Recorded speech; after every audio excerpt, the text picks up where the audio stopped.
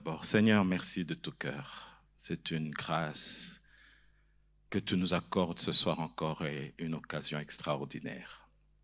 Nous avons besoin de toi, Seigneur. Nous avons besoin de toi. Aide-nous, Seigneur, ce soir à pouvoir percevoir ton cœur. Aide-nous à pouvoir recevoir de toi, Seigneur, le conseil, la sagesse dont nous avons besoin sur ce thème combien délicat, Seigneur. Et je sais que beaucoup de couples donnent le meilleur d'eux-mêmes, Seigneur, mais parfois n'arrivent pas. Parfois n'arrivent pas, Seigneur. Je prie que vraiment ta sagesse soit notre partage, ton conseil soit notre partage ce soir. Que tu nous aides à aller, Seigneur, ne fût-ce qu'un pas de l'avant, Seigneur, encore plus dans nos différents couples ce soir. À toi l'honneur, à toi la gloire. Nous nous humilions devant ta sainte présence et nous nous mettons vraiment sous le contrôle de ton Saint-Esprit. Au nom de Jésus. Amen. Amen. Genèse 4, 7, si quelqu'un trouve pour nous, il peut lire. Peux-tu relire encore, s'il vous plaît? Ce sera vraiment notre verset de base. J'aimerais que nous puissions comprendre la pensée. C'est Dieu qui parle. Il est en train de parler à Caïn et il lui donne un secret extraordinaire. Il lui explique la racine de tout ce que nous allons expliquer ce soir. Si tu peux vraiment relire calmement, ma sœur, et puis nous allons partir de là. Je lis pour tout le monde. Certainement, tu agis bien, tu relèveras ton visage. Et si tu agis mal, le péché se couche à la porte et ses désirs se portent vers toi. Mais toi, domine sur lui. Amen. Amen. Alors, permettez-moi, ce dernier temps, je lis beaucoup la parole de vie. Je vais juste relire cette même pensée dans Parole de vie. La Bible dit, si tu agis bien, tu peux te remettre debout. Si tu agis bien, tu peux te remettre debout. Mais si tu n'agis pas bien,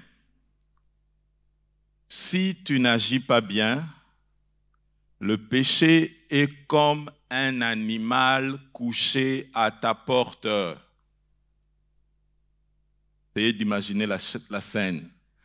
Le péché est comme un animal couché à ta porte. Il t'attend en cachette, prêt à t'attraper, mais toi, sois plus fort que lui. Amen. Nous parlons ce soir des attitudes et des comportements toxiques, comment les identifier et surtout comment les éradiquer pour une percée certaine et évidente. Merci beaucoup. Alors, moi je ne sais pas si c'est une grâce ou si c'est... Je me suis retrouvé, on va dire humainement par accident, à l'âge de 23 ans, à la tête d'une église en Belgique. Évidemment, à cet âge, tu ne peux pas être préparé. Je me suis formé pendant que j'apprenais sur le tas, on the job. Et très tôt, j'ai géré des problèmes des gens. Je me demande comment les prêtres font sans être mariés, de gérer les problèmes des gens qui sont mariés. Il y a des problèmes que tu écoutes, tu te demandes toi-même, et donc ça te dépasse, tu ne sais pas par où commencer, tu ne sais pas par où terminer. Et pendant toutes ces années, plus d'une trentaine d'années maintenant, nous avons géré des problèmes des plus simples aux plus compliqués. Mais une chose est certaine, c'est que dans les relations humaines, j'ai compris que ce n'est pas une science exacte. C'est d'ailleurs pour ça qu'on appelle ça les sciences humaines. C'est-à-dire que c'est très amovible, il n'y a pas de contour. Je me souviens une fois, j'étais jeune pasteur en Belgique, il y a un Chinois qui est venu à l'église. Et ce Chinois-là avait un problème, il avait des problèmes de diction. Donc quand il parlait, on comprenait pas. Mais un jour, il vient avec une jolie fille belge là, il vient nous présenter, la fille nous présente, voilà, c'est mon fiancé, nous allons nous marier. Alors dans mon cœur, je me posais la question, mais comment il a dragué cette fille? Comment ils ont pu tomber amoureux? Le type, ce qu'il raconte, j'ai jamais compris, mais il y avait comme une chimie entre eux, et jusqu'aujourd'hui, ce couple ensemble, ils s'aiment. Je n'arrive jamais à m'expliquer ce qui s'était passé. Donc, dans les relations de couple, j'ai vraiment compris qu'il y a trop de paramètres qui entrent en jeu. Et puis, des fois, quand on n'est pas préparé, quand on ne connaît pas certains outils, comme Pasteur Michel disait tout à l'heure, ça peut être compliqué. Mais quand on comprend ce qui se passe réellement, ça nous aide à pouvoir aller de l'avant. Alors, quand on parle des attitudes et des comportements toxiques, c'est très important de rentrer à la racine. Et c'est ce que Dieu explique ici. Si tu agis bien et si tu agis mal. Quand Dieu a créé l'homme, il nous a créés à son image. Il y a 3 choses à la création. 1, il dit, créons l'homme à notre image. 2, il nous donne un commandement. Le premier commandement que Dieu nous donne, il dit dominer. Et puis, troisièmement, quand il finit de nous créer, il s'exclame, ah, tout ce que j'ai fait est bon. Alors, ça nous met dans les problèmes parce que nous avons ce qu'on appelle un mandat divin qui est naturel en nous. Et puis, nous avons une nature divine parce qu'il nous a créé à son image. Donc, nous sommes préconditionnés. Chez les animaux, on appelle ça l'instinct. Ce qui fait que chaque fois que dans la vie, nous allons à l'encontre de la nature que Dieu a mis en nous, du mandat que Dieu a mis en nous, notre personnalité, notre être réagit automatiquement.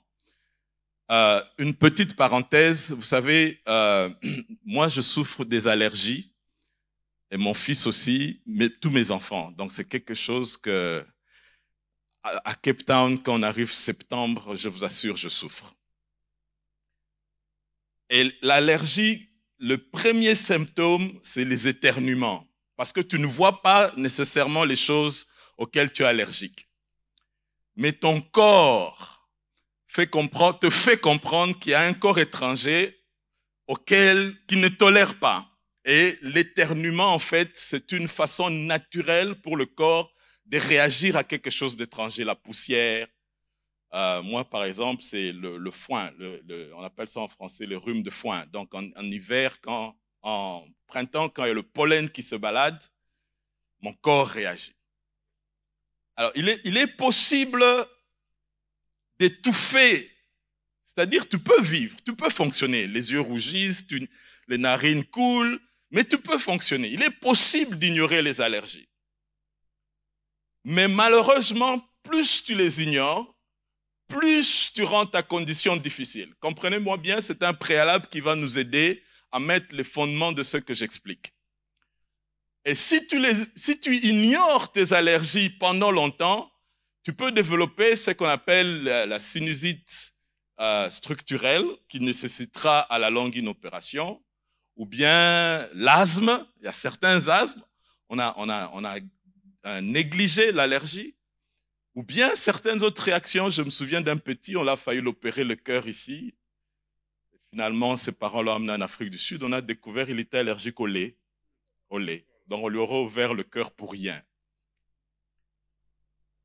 Alors, dans le corps, on comprend ça parce que les allergies, tu les sens. Mais dans l'âme, c'est quelque chose qu'on a négligé. Or, les comportements toxiques, les comportements anormaux, la majorité trouvent leurs racines entre l'âge de 0 et 6 ans. Quand Dieu dit « créons l'homme à notre image », la première caractéristique de Dieu, quelque chose dont tu ne peux pas se passer, c'est la louange. Psaume dit, il vit comme le poisson, il vit au milieu de la louange. Jésus va même plus loin, il dit, si vous vous taisez, vous ne me donnez pas la louange, je susciterai des pierres, la louange, parce que j'ai besoin de ça. Alors imaginez maintenant, c'est Dieu l'a dit, je vous crée à mon image.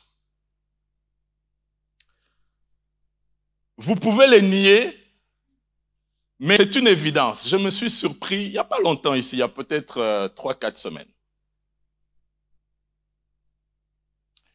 J'ai mon petit Christopher, je lui achète, vous connaissez les planches à roulettes, skateboard. J'amène à la maison, ma femme est très vigilante, elle regarde derrière, elle voit un squelette. Je dis non, tu ne peux pas jouer avec un truc avec squelette dans ma maison, il faut aller changer. On part changer, il n'y a pas d'autre modèle.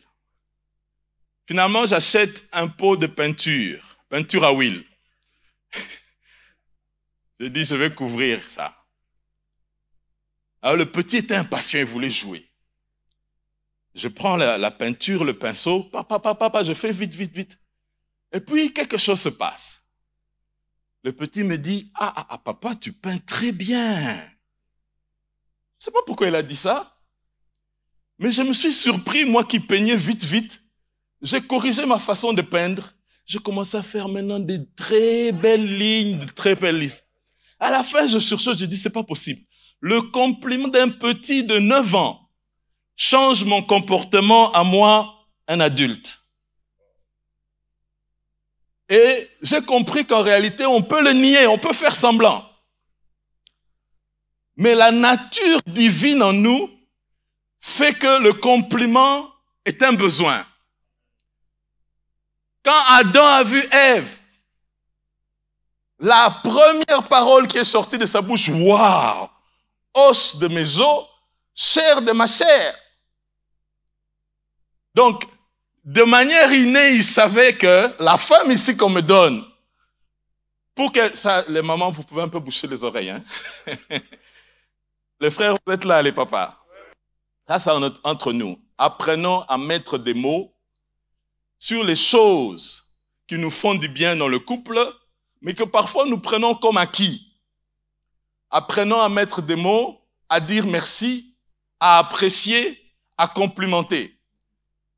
Ça fait partie de notre nature innée.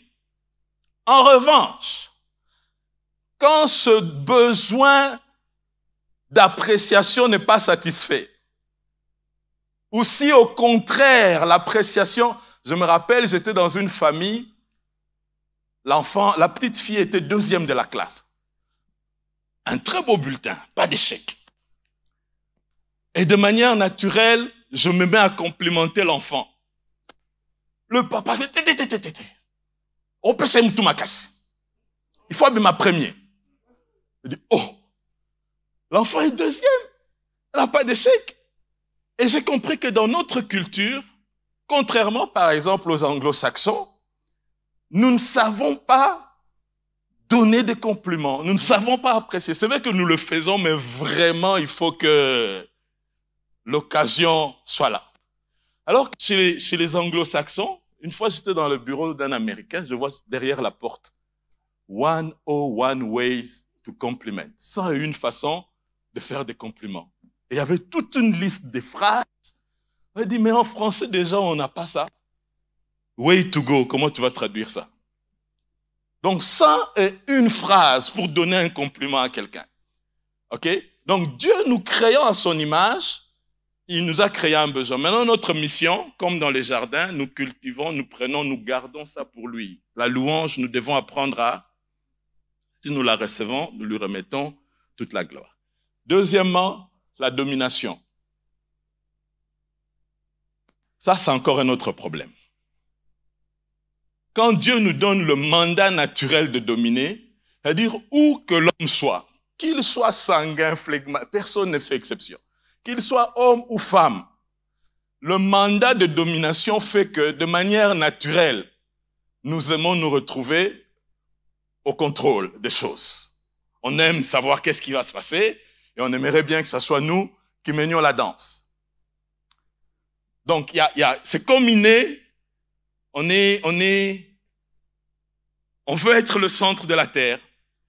Si à la fin de mon enseignement, je dis à tous les couples, venez sur l'escalier ici. On fait une photo de famille. Dimanche prochain, j'amène la photo, je vous montre. Sans exception, la première personne que vous allez regarder sur cette photo d'ensemble, c'est vous. Et si vous, par hasard, vous aviez cligné l'œil, photo est bimi bien té, hein. Donc, vous n'allez pas faire attention aux 99 autres personnes, mais parce que yo bimi bien té, photo est bimi bien té. Alors, ça, c'est le caractère inné d'être au centre, au contrôle, aux commandes.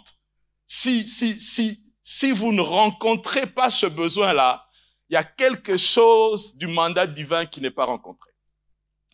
J'explique ces choses parce que quand ces choses sont étouffées, surtout à l'enfance, dans le mariage, quand on se marie, on épouse l'ensemble du bagage de la personne, y compris les tares, les défauts. Alors, qu'est-ce qui se passe? Quand ce besoin-là, j'ai parlé de la louange, de la domination. Troisièmement, Dieu dit, il vit que tout cela était bon. Vous savez, si les hommes sont arrivés à faire ce qu'on appelle la Déclaration universelle des droits de l'homme, c'est parce qu'ils ont réalisé qu'il y a un minimum vital que l'homme doit sentir bon, au minimum pour qu'il puisse vivre sur cette terre. Ok? Alors, quand ces trois choses ne sont pas satisfaites, l'homme crée ce qu'on appelle des mécanismes de défense. Ok? Il y a comme un instinct, un pilotage automatique. Alors, je ne suis pas pilote. Notre pasteur a l'expérience dans l'aviation. Il sait mieux que moi c'est quoi le pilotage automatique. Mais certaines voitures modernes aujourd'hui ont ce qu'on appelle cruise control. C'est-à-dire, tu peux mettre, par exemple, 60 km/h et tu cales ça dessus sur une longue route. Tu n'as plus besoin d'appuyer l'accélérateur. Il contrôle pour toi automatiquement. Que tu sois dans une pente, que tu sois dans une montée, lui, son problème, c'est de te maintenir à 60 km/h. Alors, quand il voit la pente, automatiquement, il réagit. Vous sentez comme s'il y a un frein moteur. Et quand il voit la montagne, automatiquement, vous entendez... C'est-à-dire, des choses se passent automatiquement sans que vous interveniez. Alors, Dieu nous a créés de telle sorte que quand les besoins fondamentaux ne sont pas rencontrés, il y a comme un pilotage automatique qui est comme une compensation, un mécanisme d'autodéfense qui va corriger le manque de ce qui ne nous a pas été donné. Je vous donne un exemple concret que j'ai vécu moi-même. Un pasteur de son état qui me raconte son enfance. Son père le brimait. Son père était militaire. Son père le brimait littéralement. Il n'avait pas droit à la faute et il abusait au point où s'il fait la moindre faute, il va le suivre dans la rue, là où il joue avec ses amis, pour le punir, le tabasser, l'humilier. Et comme mécanisme de réaction, cet homme avait développé un complexe de supériorité. Donc, il devait sauver la face. Il devait montrer à ses amis, ce que vous voyez là, c'est rien, nazo pesé en haut. Alors, il était devenu orgueilleux, il a développé, on va parler de ça tout à l'heure, ce qu'on appelle la perversion narcissique. Donc, c'est ce que Dieu explique ici dans Genèse 4, 7. Il dit ceci, c'est une progression. Si tu agis bien, tu peux te remettre debout. Si tu n'agis pas bien, autrement dit, si tu laisses ton pilotage automatique prendre le contrôle, qu'est-ce qui va se passer? Le péché est comme un animal couché à ta porte. Ok? Au début, ça sera le péché. Parce que tu vas manifester de l'orgueil. Tu vas manifester une réaction pour couvrir le besoin qu'on t'a pas satisfait. Mais après, ce péché va se transformer en un animal qui prend le contrôle sur toi. Ok? Il est prêt à t'attraper. Une autre version dit à s'emparer de toi, c'est-à-dire à prendre le contrôle total de toi, mais toi, sois plus fort que lui. Donc, quand nous laissons constamment notre pilotage automatique instinctif se défendre, c'est-à-dire réagir à une action-réaction, nous commettons parfois des péchés. Il y en a d'autres qui se renferment, qui deviennent taciturnes ou complexes d'infériorité. Il y en a d'autres qui vont essayer de surmonter cela. Mais tout ça, ce sont des réactions anormales qui, quand elles persistent dans le temps, c'est comme un animal qui prend maintenant un contrôle et ça devient comme une personnalité et à la longue, ça peut même ouvrir des portes à des esprits mauvais qui vont empirer cette condition-là. Alors, je tenais à dire ceci pour que nous comprenions l'origine des attitudes et de certains comportements toxiques. Ça peut venir de très, très, très loin. Quand nous comprenons la racine de choses, ça peut nous aider à solutionner les problèmes. Parce que souvent, on gère les toiles d'araignée, on oublie de tuer l'araignée. Il y a certains problèmes de couple. Si tu aides ta femme à se réconcilier avec son père, tu vas pas comprendre comment ton couple s'en trouvera mieux.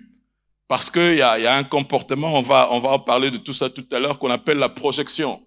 C'est-à-dire le sentiment que je n'ai pas reçu de mon père et que je ressens contre lui, je le projette sur mon mari et je suis en conflit avec mon mari. Je suis fâché contre les hommes du monde entier, en réalité, à cause de ce que mon père a fait pour moi. Donc, quand je comprends la racine des choses et que j'aide ma femme à se réconcilier avec sa famille, en réalité, je suis en train de m'aider moi-même. Donc, nous devons faire très attention. C'est vrai qu'entre l'âge de 0 et 6, c'est très déterminant, mais même à l'âge adulte, dans les couples mariés, il y a ce qui se passe quand on laisse le pilotage automatique instinctif, la réaction instinctive, elle agit, je réagis, il agit, je réagis. Souvent, ça termine mal, ça devient de mauvaises habitudes qui peuvent ouvrir des portes spirituelles et on se retrouve dans des comportements toxiques dont on a difficile de se libérer. Alors, j'aimerais donner quelques caractéristiques avant de lister. Donc, ce que je vais faire, je donne les caractéristiques et puis je liste les comportements toxiques. Il y en a beaucoup. Je suis conscient que je vais pas tout lister. Je vais insister sur certains. Je vais passer juste au-dessus d'autres. Et puis, je vais donner quelques pistes de solutions qui pourront nous aider à pouvoir résoudre ces problèmes. Et je prie non seulement que ça vous aide en tant que couple, mais que vous soyez aussi des instruments de paix, parce que ces choses vont vous aider à comprendre aussi ce qui se passe autour de vous et à aider d'autres couples, pourquoi pas. Mieux encore, les comportements toxiques, c'est pas seulement dans les couples.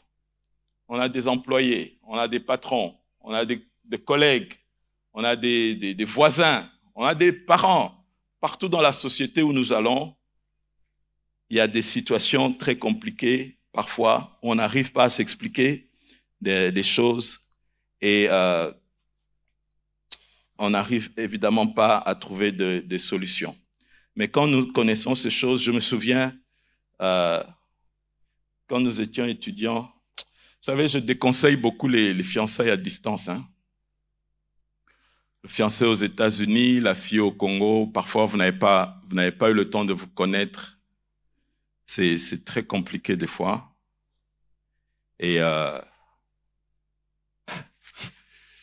a un couple dès le premier jour. Quand vous finissez le mariage comme ça, veux-tu, oui, je le vais. Le soir même, bitumba, et pas les bitumba là, des disputes, non, non. Ce sont morts, soit minou, donc,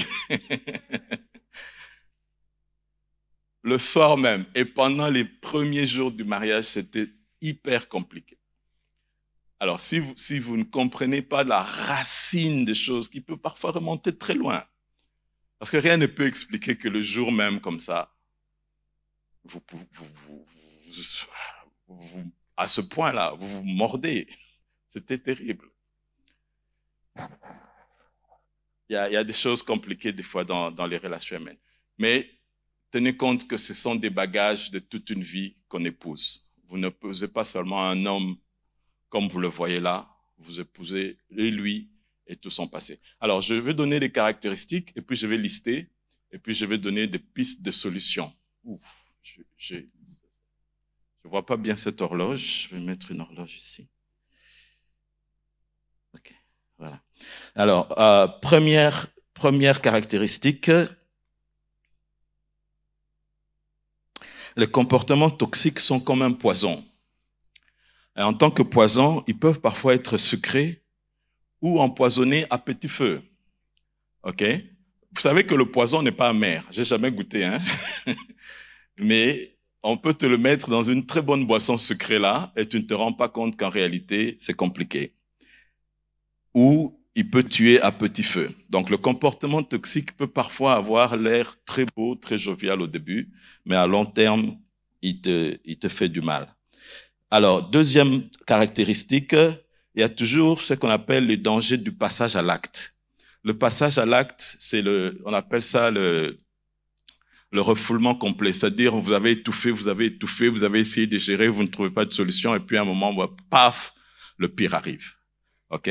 C'est comme je disais avec les allergies. Si vous ne prenez pas soin, à un moment, c'est la crise d'asthme qui peut être fatale, ou bien une opération peut s'avérer. Troisièmement, les comportements toxiques peuvent être très subtils. Subtil, ça veut dire, tu peux être là, tu ne sais pas, suivez-moi bien, tu ne sais pas que tu es en train de vivre avec quelqu'un qui est toxique.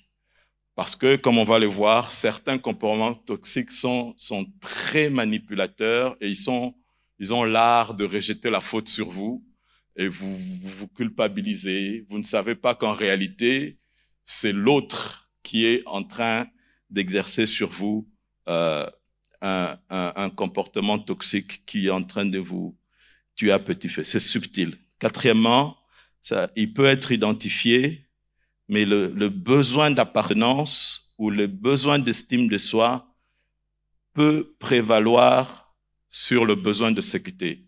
Ça veut dire quoi? Vous pouvez identifier que, ici, il y a un comportement toxique, mais le besoin d'appartenance, ça c'est un besoin inné de l'homme. J'ai besoin d'appartenir, soit à un couple, soit à une famille, ou le besoin d'estime de soi. J'ai besoin de compliments, j'ai besoin qu'on voie que j'ai un mari, j'ai une femme, peut être ou prévaloir sur le besoin de sécurité. C'est-à-dire, tu es peut-être avec un homme violent ou une femme violente, ça existe, mais tu caches cela et tu laisses prévaloir ton besoin d'estime de soi pour bien paraître dans la société ou d'appartenance. Et puis, autre caractéristique, plus tôt la toxicité est décelée, plus il y a de chances de vite guérir.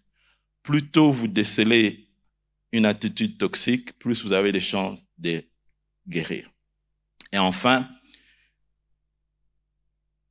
dans beaucoup de cas, cela nécessite une aide extérieure. Il faut savoir à quel moment faire intervenir cette aide extérieure. Hein? Faut pas commencer à appeler, oh, naobinga papa nabino. Naobinga maman, dès qu'il y a un moindre éternuement, vous faites intervenir les beaux-parents et ça. Il y a un moment donné où il faut pas que ça soit trop tôt ou trop tard, mais il faut savoir faire intervenir. Alors, je vais maintenant lister les attitudes. J'aimerais d'abord, je parlais du passage à l'acte. Je reviens sur le témoignage de cet homme qui a été brimé par son père. En grandissant, finalement, il a fait la prison parce que il s'est retrouvé au mauvais endroit, au mauvais moment. Et il était dans un braquage. Il a été arrêté, il s'est retrouvé en prison. Et il s'est converti en prison. Et quand il s'est converti, son attitude était tellement bien en prison après sa conversion que les autorités carcérales ont décidé de lui accorder une liberté conditionnelle. Donc, on l'a sorti de la prison, mais il devait signaler tous ses mouvements. Bref, il est entré dans le ministère, il est devenu pasteur, mais les attitudes toxiques l'ont rattrapé très vite. À un moment, on a commencé à voir, la femme avait des des égratignures sur le visage. Mais tout le temps, c'était non, elle est tombée dans les escaliers, etc., etc. Ce n'est que plus tard qu'on va découvrir qu'en réalité, il y avait de l'abus physique, où il y avait une violence physique qui était très bien cachée parce que dans son complexe de supériorité, il ne fallait jamais perdre la face. Il était toujours habillé 4 épingles, coiffé au millimètre près. Donc, vous ne pouviez pas déceler qu'il y avait une attitude compliquée dans le couple. Alors, à un moment, il y a eu ce qu'on appelle le passage à l'acte. C'est-à-dire, la femme en a eu marre. Un jour, en rentrant, d'ailleurs, la veille, on était dans une réunion où il vantait, notre couple va bien, tout va bien. Et le lendemain, il nous appelle en cascade. La femme avait quitté le foyer. Maison bien nettoyée, vaisselle rangée, la maison sentait la lavande. Mais elle était partie. Elle avait eu ras-le-bol, elle a pris l'enfant, elle est rentrée chez sa mère. Et puis nous, on tombait de nu. Comment un si beau couple, parfait, serviteur de Dieu et tout ça, peuvent en arriver là. Alors le passage à l'acte, comme je disais, c'est le refoulement complet. On cède à une action au lieu d'y résister. On a tellement résisté, et puis à un moment, il y a le coup fatal. Ça peut être un divorce, ça peut être pire, les gens qui vont jusqu'au suicide ou au meurtre. Ok? Donc, il faut faire attention quand vous êtes dans une condition, dans une relation toxique. La vie humaine, on ne joue pas avec. Je parlais cet après-midi de l'autre côté sur l'échelle des valeurs. C'est quelque chose que malheureusement on ne nous a pas très bien appris et parfois nous faisons la confusion. Dieu vient avant toute chose. Dans l'échelle des valeurs, perdez votre vie s'il le faut, mais ne reniez pas votre foi. Ok? Après Dieu, il y a votre relation maritale, mari et femme. Je ne parle pas encore de la famille. Parce qu'on a des situations qu'on est en train de gérer où vous avez, le mari a eu un enfant avant, il veut le récupérer, la femme ne veut pas, et ça met des tensions dans le couple. Là, je vous parle d'un cas que nous sommes en train de gérer, au point où le mariage est en géopardie. Que faut-il sauver?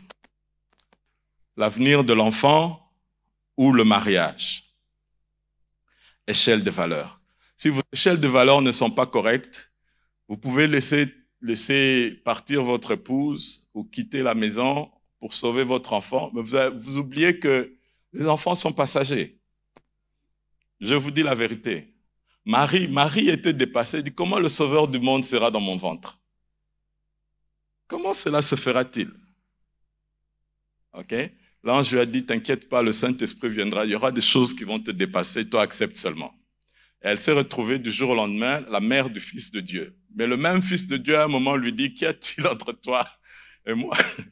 Je dois m'occuper des affaires de mon père. Et puis, il a fait son ministère, il est parti. Alors, si elle avait gâché son mariage à cause de lui, il va être heureux, marier aussi sa femme un jour, sans savoir qu'en réalité, toi, tu n'as peut-être plus de chance de te remarier après. Donc, dans l'échelle de valeurs, Dieu accorde une grande importance à la famille, mais la relation maritale vient avant tout. Okay? Et puis, il y a la famille. En troisième position vient tout ce qui est ministère, vocation, église. Beaucoup de gens confondent l'église et Dieu. Dieu et l'église, c'est différent. Okay? Dans l'échelle de valeurs, Dieu vient en numéro 1. Okay? Après, il y a la vie professionnelle et puis il y a toutes les autres valeurs qui viennent après. Quand vous n'avez pas bien compris cette notion d'échelle de valeurs, vous serez complètement perturbé. Comme il y a une sœur qui me posait la question, mais j'ai pris ma grande sœur à la maison par amour pour l'amener à Christ. Maintenant, elle a des statuettes de la Vierge Marie, j'ai envie de la chasser. Je dis, ma sœur, échelle de valeurs. Le salut des âmes vient avant. Si tu la chasses, tu perds une âme, mais tu n'achèves pas la mission pour laquelle tu l'as pris dans ta maison. Termine ta mission. Quand cette personne va accepter Christ, tu verras que toutes ces statuettes-là vont tomber. Des fois, on a un excès des zèles qui fait qu'on ne sait pas bien mettre les échelles des valeurs et nous ne savons pas régler les conflits. Je gagne du temps. Je donne maintenant la liste des comportements toxiques. Je les divise en 7 catégories. Je vais plus m'attarder sur les catégories que sur les éléments eux-mêmes. D'abord, dans les comportements toxiques, il y a la catégorie des comportements dominateurs. Les comportements dominateurs. Le premier comportement qu'on voit beaucoup dans les couples et dont la Bible parle beaucoup, c'est ce qu'on appelle le querelleur hystérique. Querelleur hystérique. Vous avez des gens, un moindre rien, la lumette s'en va. Tu regrettes même pourquoi tu avais fait la chose que tu as faite. Si tu pouvais rentrer dans le temps pour ne plus refaire cette chose-là. Alors, comprenez, ça peut être la femme ou l'homme. Donc, il y a certains comportements ici, j'insisterai, ce sont des comportements qui touchent les deux couples. Il y a des comportements qui touchent la femme, il y a des comportements qui touchent l'homme, il y a des comportements, ça peut être l'un ou l'autre. La Bible parle beaucoup de la femme querelleuse. Elle dit, mieux vaut habiter au coin d'une toiture que dans la maison d'une femme querelleuse. L'hystérie et les querelles, c'est quelque chose de très, très, très, très sérieux. Dans Jacques 3, 14 à 16, la Bible dit qu'une maison qui vit dans des disputes continuelles peut arriver à ouvrir des portes à ce qu'on appelle, à ce qu'il a appelé ici le zèle amer qui vient d'en haut, mais elle est terrestre, charnelle, diabolique, car là où il y a un zèle amer et un esprit de dispute, il y a du désordre et toutes sortes de mauvaises actions. Ok? Donc, c'est une porte ouverte. Quand vous êtes dans une maison, l'hystérie, en fait, c'est des gens qui crient tout le temps. Moindre. Donc, tout le temps, le volume est. Parfois, on n'a pas appris à nos enfants que c'est possible de dialoguer avec eux, de leur parler. Ok? Donc, c'est un comportement anormal qui est tout le temps caractérisé par des réactions excessives. Et parfois, ces personnes se retrouvent la minute d'après dans une tristesse, etc., etc. Donc ça, c'est dans la catégorie de domination, la personne, moindre rien, il y a querelle. Alors, toujours dans cette catégorie, vous avez le dominateur classique, on se tait ou on démissionne. En anglais, on appelle ça « my way or the highway ». Donc, à ma façon, ou tu prends l'autoroute. Ok, ce sont des gens qui ont une emprise, une ascendance, ils exercent une puissance absolue et souveraine et une puissance prépondérante. Ce sont des gens avec qui ça sert même à rien d'argumenter, ils vont s'imposer. C'est un comportement toxique. Dans la catégorie de domination, il y a l'esprit de Jézabel. Ce sont des personnes rusées, dominatrices. Jézabel, généralement, ça concerne les femmes. Rusées, dominatrices. Et il y a toujours une dose de spiritualité. Quand vous analysez, soit elle est d'une lignée chéphale, soit il y a eu du fétichisme dans la famille, ou bien il y a quelque chose de traditionnaliste. Il y a toujours une dose spirituelle à l'esprit de Jézabel.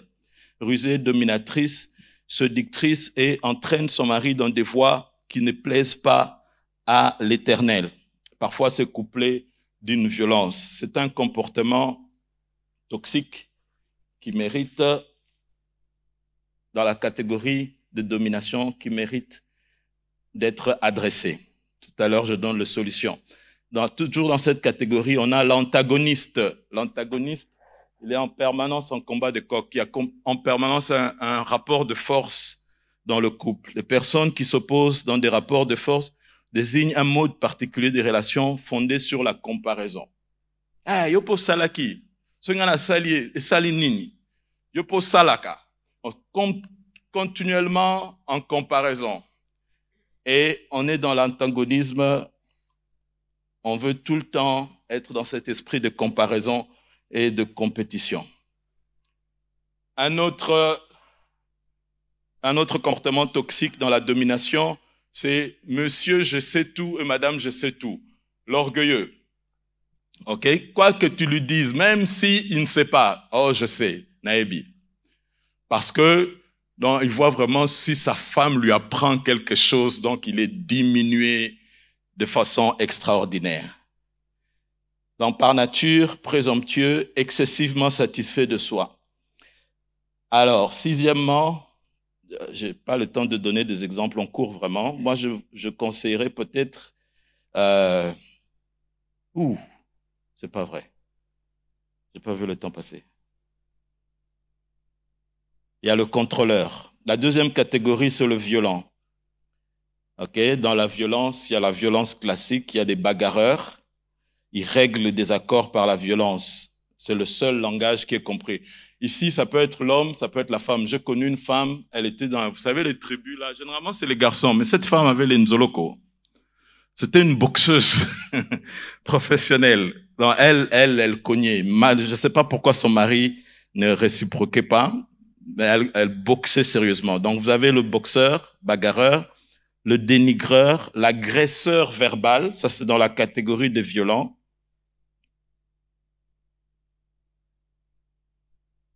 L'agresseur verbal. Après, vous avez la catégorie du manipulateur. Dans le manipulateur, vous avez le narcissique, j'en ai parlé. Quand le narcissisme prend une forme de perversion, je vous assure, c'est une relation très compliquée parce que il montre toujours un côté propre à tout le monde. Donc, n'importe qui lui donnerait raison. Il dit, ah, il n'y a pas moyen que la faute vienne de son côté. Mais il s'est très bien caché. Et derrière, il y a toute une culpabilité. Il vous vide émotionnellement. Ça peut être aussi la femme. Ça peut être aussi la femme qui vous rejette complètement la responsabilité. Dès qu'ils sont mis dans le coin, ils se font passer pour la victime. Vous êtes le bourreau. Et ça, c'est très, très dangereux. Ils sont intolérants aux critiques et ils deviennent très agressifs en cas d'échec. Et un exemple biblique, mais j'ai pas le temps de... Vous avez entendu parler d'Achitophel, n'est-ce pas? Son conseil était semblable au conseil de Dieu, etc. C'est une histoire très intéressante, vous pourrez lire à la maison. Il est passé à l'acte, il s'est suicidé le jour où on n'a pas pris son conseil. Et puis, dans le manipulateur, vous avez le marchandeur. Il n'y a rien pour rien. S'il vous donne, vous devez réciproquer à un moment. Et vice-versa, s'il attend quelque chose de vous, il pense qu'il est obligé de vous donner. Alors, dans la quatrième catégorie, vous avez les doubles personnages. Les doubles personnages. Là, il y a des comportements toxiques en couple. Il y a des couples exhibitionnistes, des couples m'as-tu vu. C'est-à-dire, à l'instigation de l'un du couple, le couple vit pour les autres, s'affiche sur les réseaux, constamment habillé en harmonie, mais cachant une triste réalité. C'est-à-dire, l'apparat en dehors, si la veste est bleue, vous allez voir un petit bandeau bleu quelque part chez la femme. Donc, il y a une harmonie parfaite à l'extérieur. Ils sont prêts à claquer des sous. Sur les réseaux sociaux, c'est les couples à envier. Mais quand vous cratchez un peu, c'est compliqué. Donc, ils aiment faire étalage des biens, des pensées, des sentiments, de leur vie intime, etc., etc. Il y a un exemple dans Ésaïe 39, 2. Vous savez ce qui est arrivé à Ézéchias lorsqu'il a fait étalage. Après, vous avez l'hypocrite et duplicité. Vous savez, il y a beaucoup de femmes qui sont mariées à des occultistes sans le savoir. Hein. Il y a des gens qui ont une complète double vie, c'est-à-dire c'est le caractère de quelqu'un qui ne se montre pas tel qu'il est, qui présente intentionnellement une apparence différente de ce qu'il est réellement. Donc, il vit comme ça en permanence deux vies. Après, dans cette catégorie, vous avez une catégorie qu'on appelle le mythomane. Dans le mythomane, en termes simples, c'est le menteur. C'est l'équivalent du kleptomane. Le kleptomane, il vole sans raison. Le mythomane, il ment sans raison. Même quand il peut dire la vérité, il va mentir et il va s'enfermer dans son monde. Et ça, c'est des comportements très, très, très compliqués. J'ai connu un mythomane. À lui, c'était mélangé mythomane et mégalomane. Mégalomane, il voit tout en grand. Mais lui, c'était à un niveau extraordinaire. Le gars s'est fait passer pour un pilote, pour un gynécologue, il a fait tous les métiers du monde. mais il n'a jamais fait les études en question. Ok? À un moment, il s'est retrouvé en prison et puis il est ressorti, il a continué cette vie parce que, comme je vous ai expliqué, les racines peuvent venir de très loin. Et si vous ne dominez pas sur cet animal, ça peut ouvrir une porte spirituelle où il vous faudra la délivrance. Je passe à la 5e catégorie, le fouillard. Ce sont des gens qui trouvent refuge dans certains comportements parce qu'ils n'ont pas affronté certains. Alors, je commence par le jovial, le blagueur. Il y a des gens, j'ai connu un couple, c'était le prof qui a marié son élève. Il y avait un grand écart entre deux. Et puis, ça a fait, en plus, le mari était belge, la femme était congolaise. Ça a fait un grand, bref, il y avait toutes les différences du monde. Parfois, certains problèmes, nous les cherchons nous-mêmes.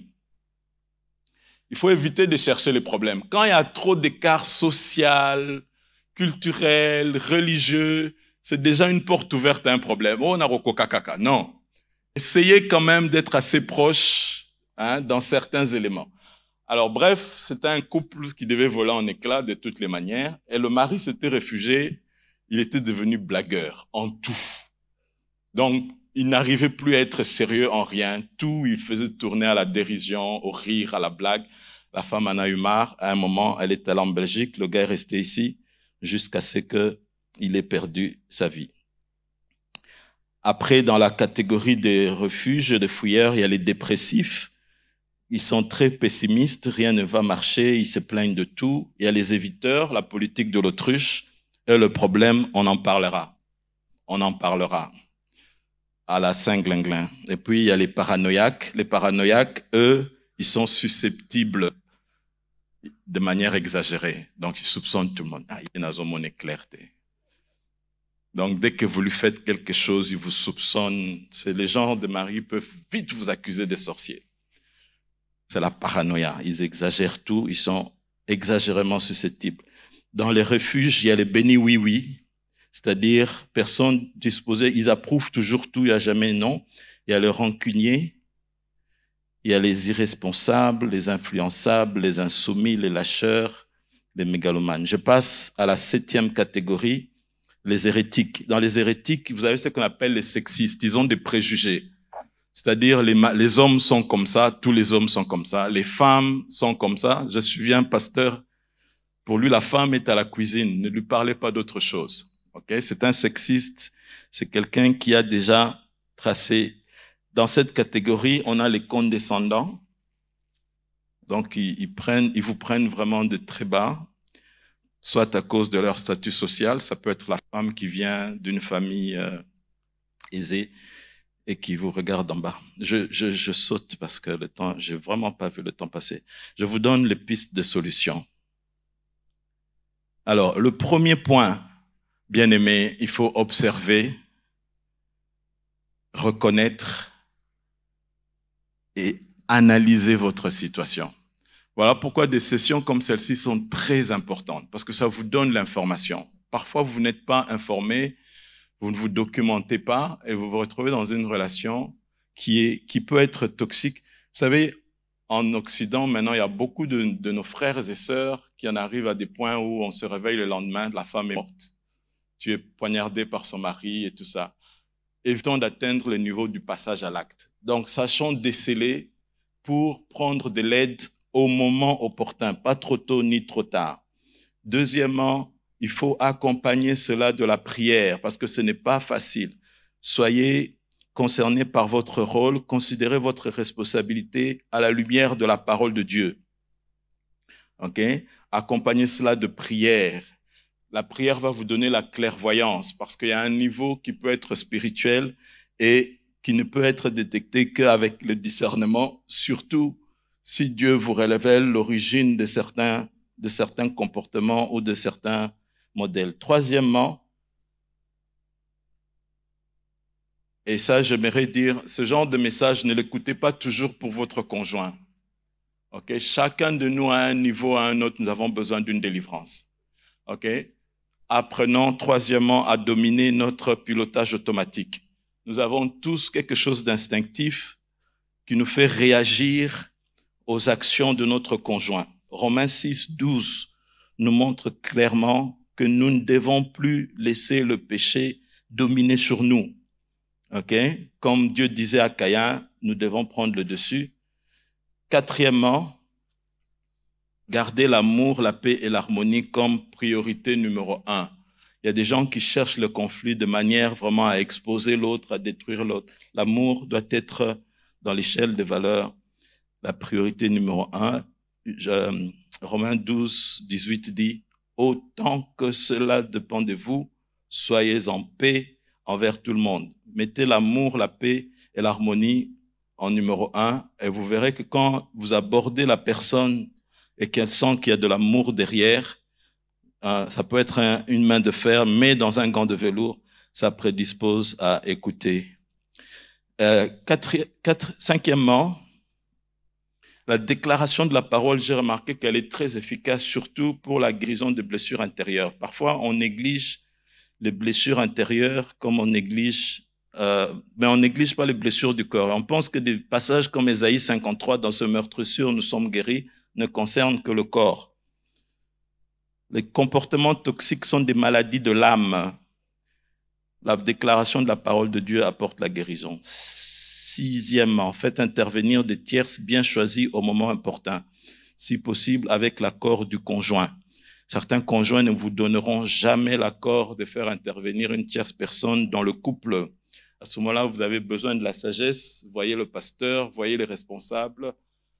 Parlez avec eux, comment faire ou comment convaincre. Parfois, ça nous a pris une personne en qui le mari fait confiance pour le parler, le convaincre de faire intervenir une tierce personne pour sauver le couple. Septièmement, affronter par la démarche inverse.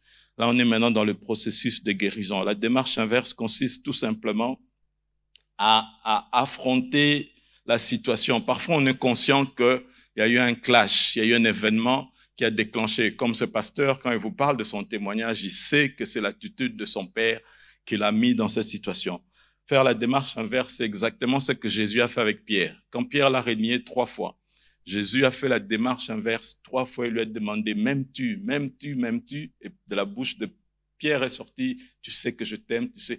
Et c'était tout un processus de guérison de la trahison qui était venu avant. C'est important de repasser par les endroits, de repasser les événements, de les affronter, de dire je pardonne à telle personne, etc. C'est important de refaire la démarche en marche arrière. Huitièmement, il me reste 2 éléments et puis j'aurai fini. Le pardon est très capital. Réconciliez-vous avec vous-même. Vous avez déjà entendu par avant moi que le pardon est une puissance qui libère. Nelson Mandela a dit, je savais que quand je sortais de Robben Island, si je ne pardonnais pas à tous ces blancs qui m'ont enfermé 27 ans, en réalité, je sortais physiquement, mais mon âme restait dans la prison. Il était obligé d'accorder le pardon à tous ces blancs qui lui ont fauché sa jeunesse et il savait que c'était la seule condition pour qu'en réalité, il soit complètement libre dans son corps et dans son âme.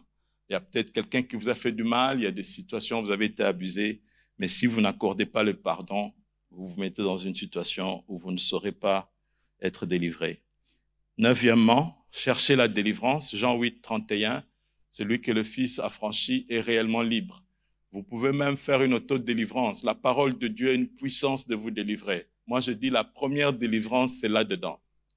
Et beaucoup de gens retombent dans des situations pires parce qu'on n'aura pas donné un mental suffisamment fort pour leur faire comprendre qu'une fois que la parole de Dieu a touché votre cœur et qu'elle est rentrée dans vous et que vous avez eu votre délivrance, changez votre langage, changez votre mental. Si vous êtes faible ici, vous allez réouvrir, vous allez être dans un cercle vicieux et vous n'allez jamais vous en sortir.